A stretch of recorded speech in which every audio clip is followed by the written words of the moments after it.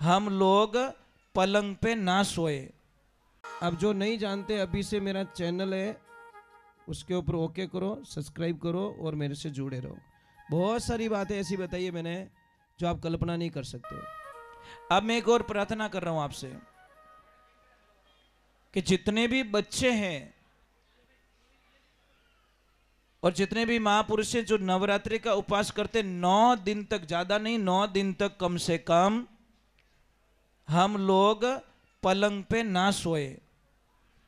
अगर आप नवरात्रि का उपवास करते हो तो जहां मां का दीपक जलता है वहीं आपका बिछौना होना चाहिए और वहीं सो जाइए। आप 9 दिन तक मां की जो आराधना होती है वो कीजिए। 9 दिन तक। इस बार माता जी किस पे सवार होके आ रहे हैं? 3-4 रूप बताया। घोड़े पे भी आते हैं माता जी नवरात्रि में और हाथी पे भी आते हैं। जब हाथी पे आते हैं ना तो पानी बहुत बरसता है और इस वर्ष शनिवार को आ रहे हैं और शनिवार को आने के कारण घोड़े पे सवार होके मां आ रही है। और घोड़े का मतलब क्या है? घोड़ा कहां पर काम लिया जाता है? युद्ध भूमि में। तो यह वर्ष है ना बहुत भयंकर युद्ध के संकेत दे रहा है, क्योंकि घोड़े पे मां सवार होके आ रही है। कहीं पे भी उथल पुथल हो सकता है, ध्यान रखना। मतलब ये नवरात्रा कह रहे, मैं नहीं कह रहा हूं आपको। मतलब हावचेती पति कटी हालते ही लड़ी रह जाला। तो अपने को शांत रहना है, फ्री माइंड रहना है, अच्छे से रहना है। और जो बच्चे पढ़ना चाहते हैं उन बच्चों के लिए भी अच्छी खबर है कि अगर आपने भगवान के ऊपर विश्वास रखा, माता रानी के ऊपर विश्वास रखा, तो बच्चों के लिए पढ़ाई के लिए प्लस पॉइंट आ रहे हैं। मतलब अच्छा रिजल्ट और जॉब लगने के भी अच्छे आसार बन रहे हैं। ये बात का ध्यान रखें। और देवियों, आपके लिए शास्त्र में लिखा है कि जो देवी, जैसे आज क्या थी, दशा माता, और मुझे लग रहा है कि कम से कम 50 लाख की खरीदी की होगी इन माताओं बहनों ने। एक एक ड्रेस नहीं लाया।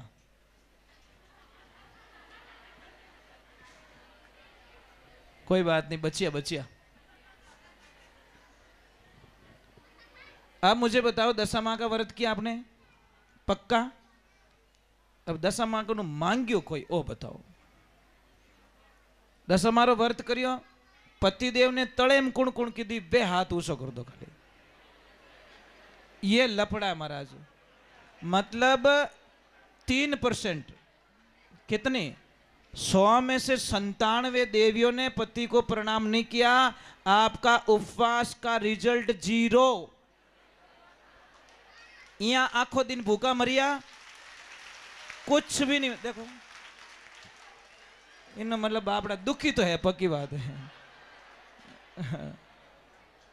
अरे भाई, पति को प्रणाम नहीं किया तो फिर आपका उपवास क्यों भूखा मरिया? ये ध्यान रखो। इसीलिए दशा मां कहती है कि मैं अच्छी बन के तुम्हारी घर की दशा सुधार लूंगी। पण आपरा पति रो भी तो हाथ रेवणो। आप यज्ञ करवाते हो, अकेली स्त्री बैठ सकती है क्या यज्ञ में? अकेला पुरुष बैठ सकता है क्या? तो आपके उपवास में आपके पति का आशीर्वाद अगर नहीं मिला तो जीत गा, आज तो लॉटरी लाग गई, टाइम भी बर्बाद हो गयो। कोई बात नहीं, आगे हूं ध्यान रख जो, ये बात का ध्यान रखे, अच्छी बात नहीं है। चलो एक बार जय बोलते, बोले श्री भगवान की जय हो, बोले गौ मात की। चलो कोई बात नहीं, चलो कोई बात नहीं, मैं आपको एक और सिस्टम बता देता हूं। अभी भी मोड़ो नहीं रियो। जिन टाइम आरती होवे ना तो भगवान को क्षमा मांग लीजो, हे माँ मारी माँ क्षमा करजो। ये मंदिर है देवी का, आप अटे आप पति रे चरण छुई लीजो, आप रे बेड़ो पार रह जाई पण अबे ताको मती राखजो अबार तो थोड़ो टाइम दीजो आरती रेवे ने जने थोड़ी ड्यूटी पूरी कर लीजो ताकि आपको मन में ना रहे क्योंकि अभी भी चल रही है कोई दिक्कत नहीं है सुबह 6 बजे होगा पूरा अभी भी 10वीं है ना तो 6 बजे होगा तब तक तो आपको टाइम ही टाइम है सुबह 6 बजे तक तो इसीलिए चलो एक बार जय बोलते बोलिए श्री भगवान की। अभी सत्संग थोड़ी देर चलाऊंगा क्योंकि आवाज़ नहीं करने दे रहे मना कर दिया है थोड़ा साउंड आउंड के बजाने के लिए मना कर दिया है तो मैं नहीं चाहता कि मतलब हमारे 4 घंटे से या 2 घंटे से आपको कोई दिक्कत होवे क्योंकि मैं तो भजन गाइन जाऊं परा और मैं नहीं चाहूँ कि थोड़े लारे कोई लड़ाई रहे तो हम तो समझौता करने वाले व्यक्ति है। आपको पता है समझौता कौन करता है समझौतो कौन करे जो समझदार रहे जको मूर्ख कदी समझौतो नहीं करे चाहे वो कहे कि मारो घर बिक जाए तो चाली गाड़ी बिक जाए तो चाली लारे फटफटियो ही वेच दूं पर समझौतो नहीं करूं जको नहीं करूं वाले लाख 12,000 होना ही है। समझदार आदमी फट समझौतो कर ले। आपको पता है विदेश के अंदर जब कोई एक्सीडेंट होता है ना तो लड़ाई नहीं करते लोग मारपीट नहीं करते झगड़ा नहीं करते अपने तो पहला धमाधम पछे पूछे है कटारो सच में पहले तो उसकी पक्की आरती कर देंगे और बाद में पूछेंगे कोई बेटो भेड़ो भेड़ो आवे ना कहीं भी हो बे बम वही बेटो हाथ साफ कर जाई वो पूछेगा नहीं गलती किसकी कोई मतलब नहीं है एक रे पड़ रही है वही भेड़ो भेड़ो लात मार दी।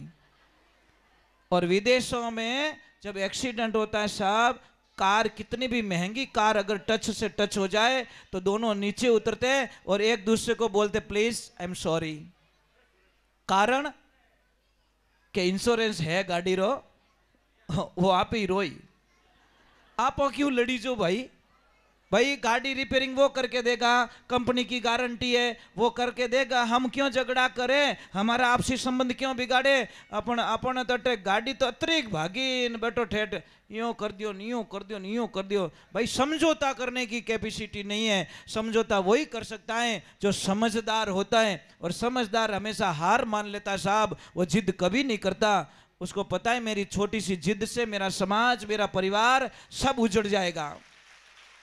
ये लाइफ में ध्यान रखो।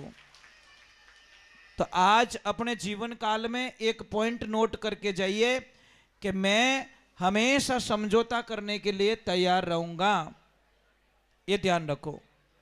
और समझदार समझौता किया तो उन्होंने घर भी मंडगा ध्यान रखजो और जो समझौतो नहीं करियो उन्होंने घर उजड़गा।